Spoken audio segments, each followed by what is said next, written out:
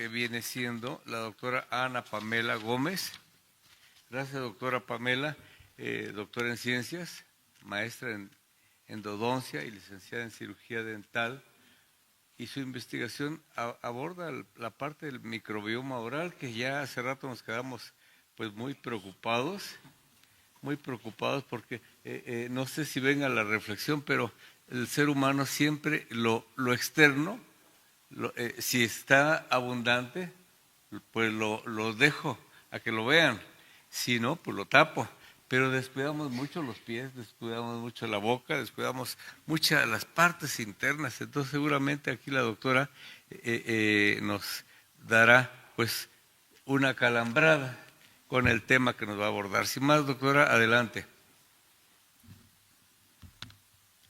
Hola, buenas tardes. Muchas gracias a los organizadores, al comité y a la academia por permitirme presentar un poquito de mi trabajo.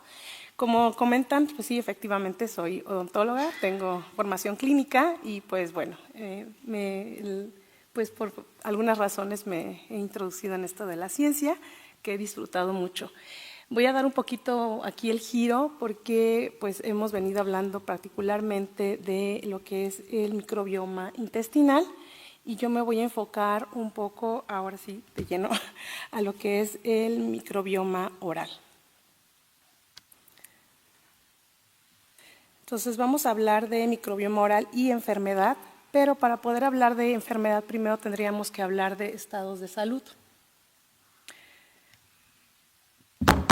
El microbioma oral es el segundo nicho más estudiado en el cuerpo humano. Este también es importante porque no es una unidad, bueno, un sitio independiente del microbioma intestinal, sino que sabemos que estos nichos pertenecen a un mismo sistema. Sin embargo, a pesar de ser el segundo nicho más estudiado, a la fecha del día de hoy, como pueden ver aquí, lo acabo de revisar en la mañana, el microbioma oral particularmente tiene una frecuencia de menos del 78%. En este caso es lo que tenemos, que solamente de los artículos que se reportan actualmente ahorita en páginas contemporáneas, pues solamente haciendo el segundo nicho solamente representa el 21% de lo documentado de la microbiota intestinal. Entonces, todavía nos falta una infinidad, un mundo por estudiar este nicho, a pesar de que es el número 2 y que aparte es uno de los más complejos, igual que el intestinal. Bueno, esto también se ve reflejado en que nos falta todavía profundizar en este nicho, ya que también revisando por la mañana la base de datos del Human Oral Microbiome Database, pues podemos ver que a pesar de que ya hay una gran variedad de taxones microbianos reportados en la plataforma, todavía tenemos aproximadamente un 35% de taxones que todavía no son caracterizados. Entonces solamente apenas estamos indagando en un 75% de lo que podría ser el perfil del microbioma oral. Ahora, todos estos taxones van a estar distribuidos en diferentes subsitios de la cavidad oral. Particularmente, pues como pueden ver, hay demasiadas zonas. Cada sitio va a representar una proporción diferente de estos mismos microorganismos.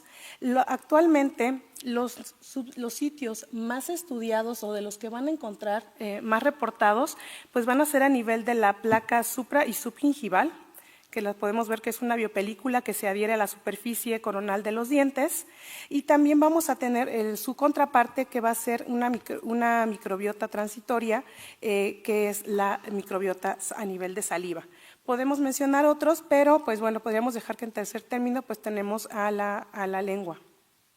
Ahora, todos estos microorganismos van a estar distribuidos en diferentes proporciones.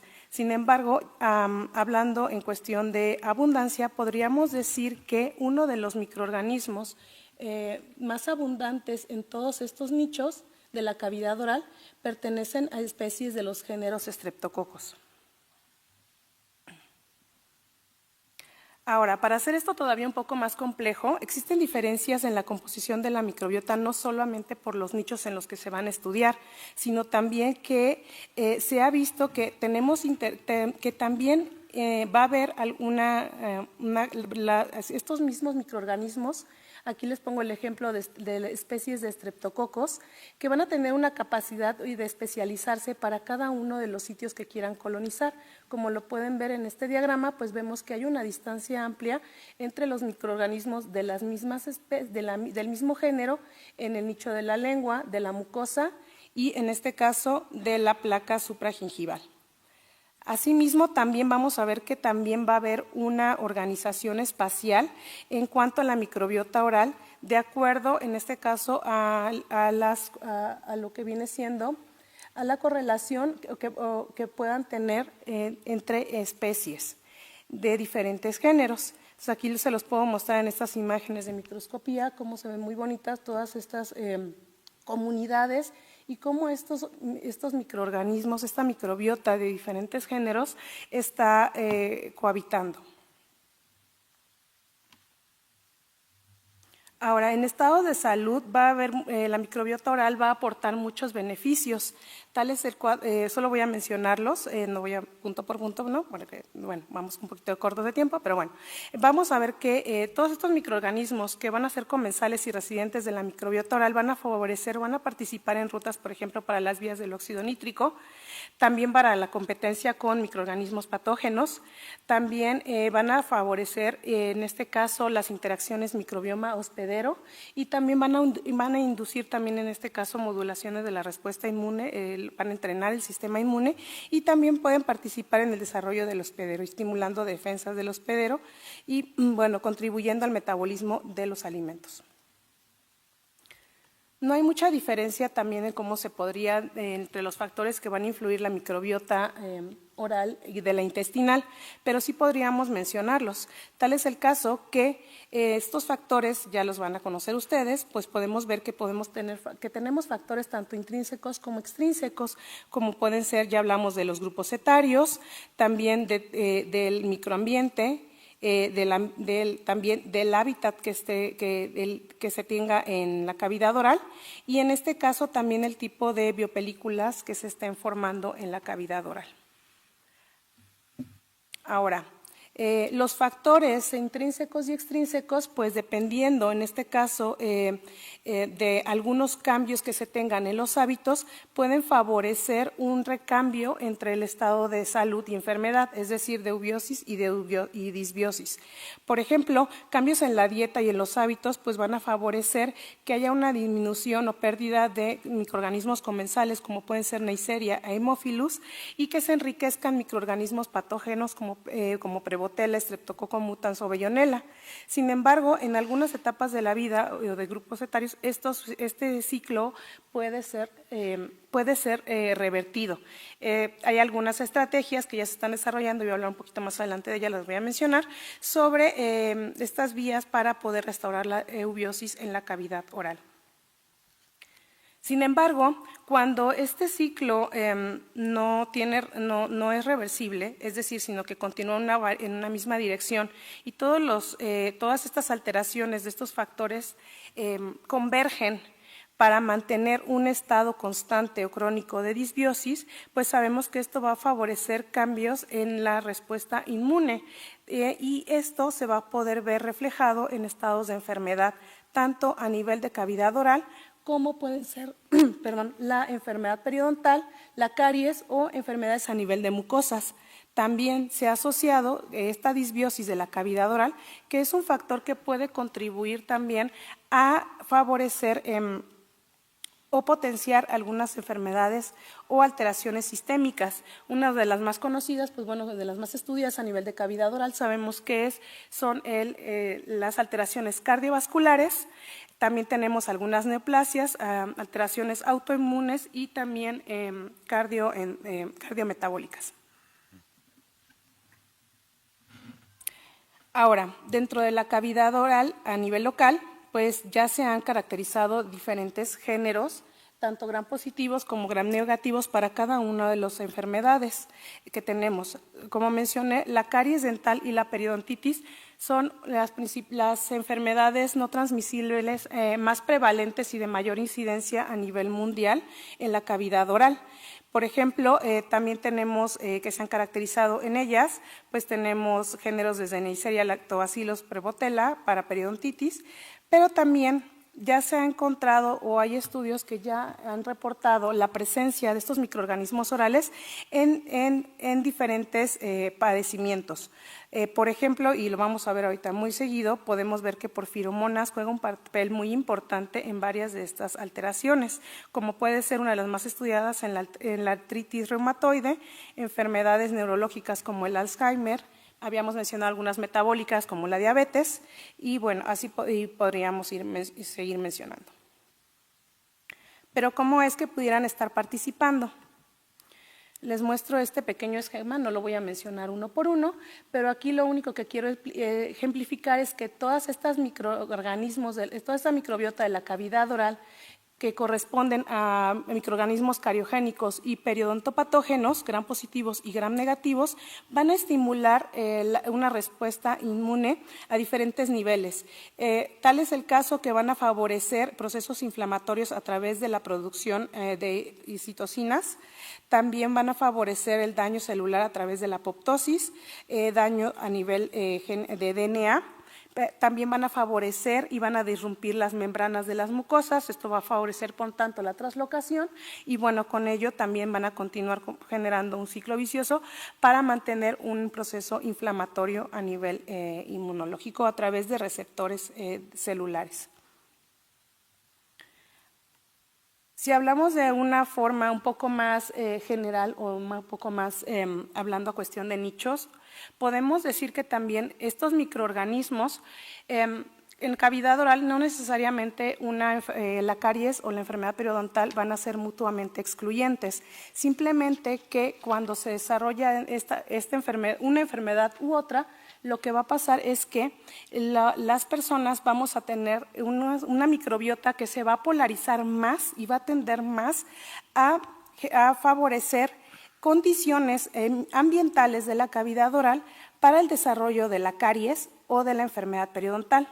Por ejemplo, en el caso de la caries, los microorganismos asociados a esta pues van a favorecer, por ejemplo, la producción la producción de componentes ácidos, producción de materia de exopolisacáridos y también a nivel, por ejemplo, periodontal, pues podríamos ver que estos microorganismos periodontopatógenos van a asociarse más a la producción de ciertas proteínas y también de componentes y de citocinas.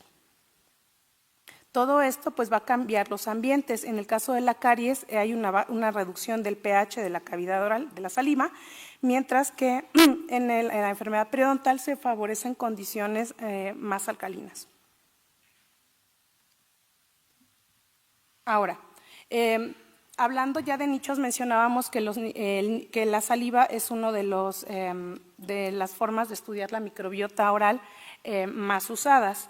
Bueno, aquí les muestro un ejemplo, tenemos un artículo, esto es en una población en Dinamarca, donde hacen la comparación de la población de la microbiota, en este caso en sujetos libres de caries y con caries, y ellos observan particularmente la reducción de géneros como Fusobacterium, Haemophilus y Neisseria.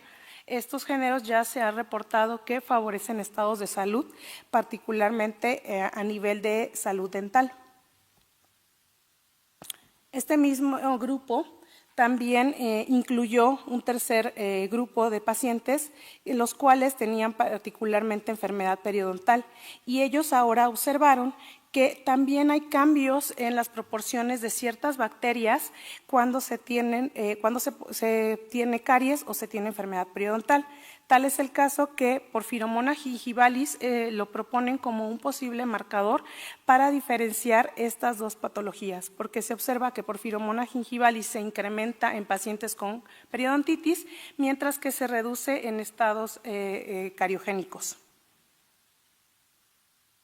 Ahora, como venía mencionando, la cavidad oral no es un nicho aislado, en este caso, del intestino. Entonces, lo que vamos a mencionar es que, a continuación, cómo pueden llegar los microorganismos de la cavidad oral, la microbiota, cómo puede colonizar o alcanzar, en este caso, su nicho, el nicho intestinal. Aquí se proponen 2 vías de traslocación. Una es a través de la deglución o la vía, la ruta entérica por diseminación o vía de deglución por la saliva. Y en esta vía lo que pasa es que cuando se tienen condiciones aberrantes a nivel de estómago o de intestino o hay condiciones disbióticas y se rompen las barreras de las células epiteliales, entonces ahí es cuando los microorganismos de la cavidad oral pueden traslocar una vez que llegan a estos nichos y en este caso colonizar. Por otra parte, aquí también podemos ver que otra vía que se propone es la vía hemática, en este caso por traslocación por torrente circulatorio. Esto particularmente se va a ver más asociado particularmente cuando se tienen condiciones de enfermedades locales de la cavidad oral, particularmente periodontitis, que sabemos que es una enfermedad que actúa a nivel de mucosas y también se disrumpe la barrera y se incrementa la permeabilidad. Ya entrando entonces se podría decir que este es el primer eje que se ha estudiado a nivel de boca, que es el eje intestino oral. Pero actualmente también ya una vez que se empieza con este boom de los ejes, que ya nos damos cuenta que no es necesario, que para poder estudiar la microbiota no podemos manejar los ejes por separado, sino que hay que irlos integrando, pues bueno, ya llegamos a la época donde también vemos que estos ejes también se les ha asociado a las condiciones de salud y enfermedad de la microbiota, de las personas. Vean cómo ahora actualmente ya contamos con múltiples ejes que involucran al nicho de la cavidad oral, como son a nivel del eje metabólico, vascular, neurológico y también a través del eje físico-esquelético. Ahora, dentro de todos estos ejes también se han tratado de proponer marcadores que van a estar asociados, marcadores inflamatorios como son algunas citocinas, particularmente IL-1 y IL-6 y algunos factores de necrosis tumoral que pudieran estar identificando o asociándose con la presencia de algunos de los microorganismos periodontopatógenos o cariogénicos que pudieran estarse trabajando en cualquiera de estos nichos alejados.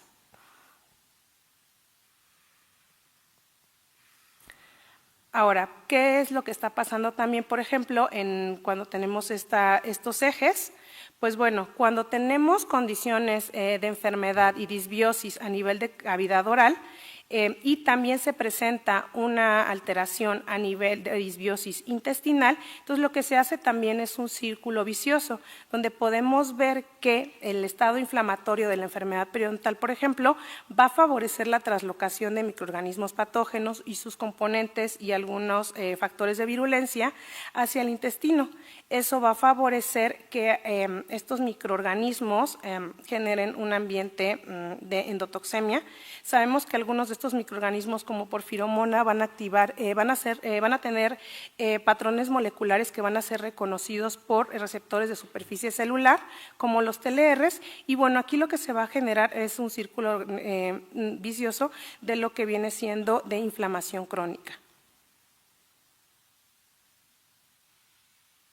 Por otra parte, ya hablando un poquito más de enfermedades, no nada más al nicho de la boca, a la cavidad oral, se le ha asociado que pudiera ser un factor que contribuye a enfermedades intestinales, sino que también ya se le ha asociado a la microbiota oral en este caso, con la obesidad y con la percepción del gusto. ¿A qué me refiero con esto?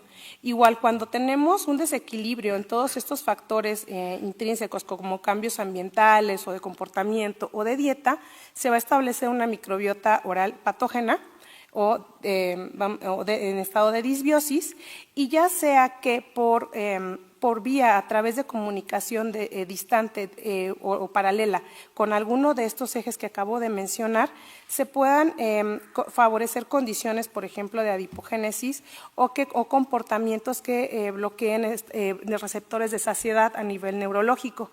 Esto se va a ver reflejado en que tanto estos a nivel de tejido adiposo y también de cerebro, sabemos que se pueden también condicionar a los receptores del gusto de las papilas gustativas. Entonces, esto va a favorecer que al tener este cambio en la percepción del gusto, haya un cambio en la composición de la microbiota. Esta microbiota también nuevamente patogénica que se va a seguir enriqueciendo, nuevamente también va a tener factores que van a modular estos receptores del gusto, y aquí también se genera nuevamente el ciclo vicioso de que cambiamos la dieta y esta sigue nutriendo a la patógena y pues bueno, vamos a tener, como quien dicen, eres lo que comes, entonces se continúa el ciclo. Otra forma también de comunicarse y también participar en la obesidad es a través de lo que viene siendo el sistema nervioso entérico lingual. Por esta vía también se podrían modular los receptores para la detección de la glucosa en los alimentos.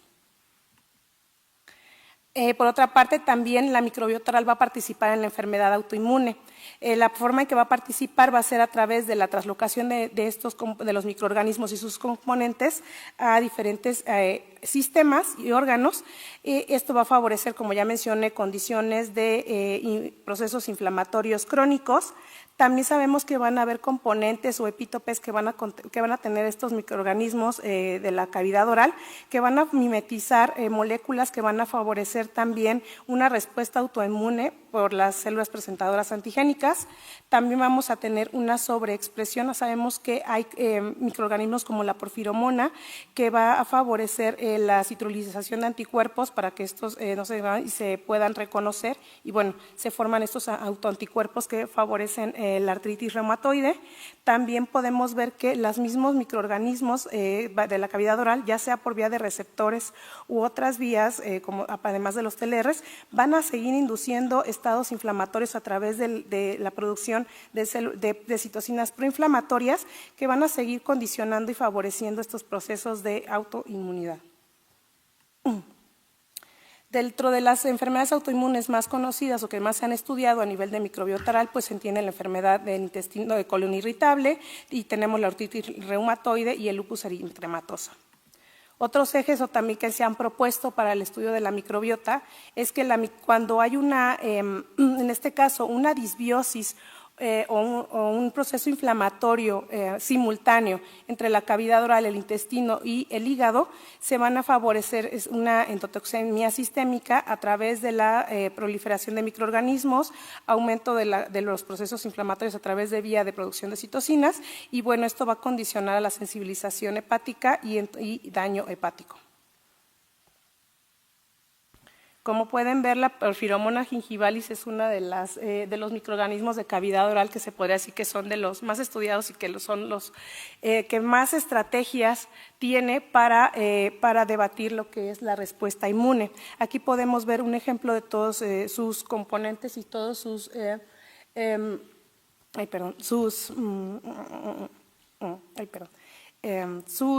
marcadores que podemos ver que podrían estar contribuyendo a toda esta condición. Aquí pues vemos al PADI, podemos ver también que estos factores de virulencia también van a favorecer, van a bloquear vías de complemento, también de TLRs y bueno, también van a inducir, por ejemplo, a través de sus fimbrias, pues se estimula la motilidad para que pueda llegar y colonizar zonas alejadas, otros nichos y favorecer condiciones de inflamación. De manera muy rápida, también ya se han asociado otros microorganismos de cavidad oral a diferentes tipos de cáncer. Estas vías, como pueden ver, son vías que particularmente los microorganismos de cavidad oral se han encontrado, se han aislado de algunas zonas y se le ha asociado particularmente a vías, por ejemplo, de aumento de citocinas proinflamatorias, de vascularidad, de angiogénesis, también de diferenciación celular aberrante, por mencionar algunas. También la microbiota, se ha encontrado, por ejemplo, microorganismos de la microbiota como Fusobacterium o Porphyromonas gingivalis, ya aisladas de placenta. Esto se le ha asociado particularmente a embarazos pretérmino y podemos ver que generalmente lo asocian particularmente a sus factores de virulencia y por el daño indirecto que podrían ocasionar a través del incremento de los procesos de las respuestas proinflamatorias.